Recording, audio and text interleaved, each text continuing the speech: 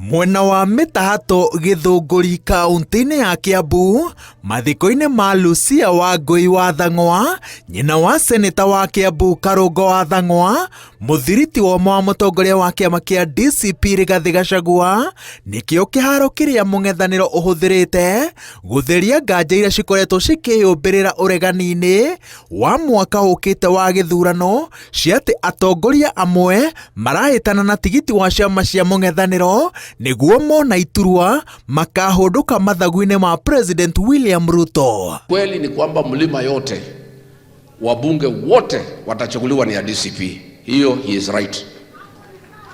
Lakini akasema ati wakichaguliwa Kasongo atawanunua. Wacha nikuambie wewe msaliti, Kasongo hata wanunua kwa sababu hata kuweko atakuwa Sugoi, si ndio? Number 2, wale viongozi ambao watachaguliwa wakati huu na watu ya mlima hawezi kuwa wasaliti kwa sababu ya mambo mengi pale Masaini, Kajiado, Narok, Samburu na kote Masaini. Tunasema ya kwamba tuko one term kwa sababu ya thiki na shida ambaye tunaendelea kupata kama Wakenya. Atongoria a mung'ethaniro manyitirire ati itumi ciao cia kumbanira President William Ruto ni uria maramukuruhania na wigwatiri utari na githimi wa indo cia muingi na cia andu kiumbe, mutugo uria manyitirire ati warega gukinyio muthia githurano-ini giukite waya gubacania bururi. Hii mtu ako na mabilioni ya pesa lakini hala, si ndio? Na tutawacha halale. We'll make sure William Ruto you are not going to sleep for the next 15 months. Utalala ukifika Sugoi. Tutakuanika na hivi vijana wangu hawa.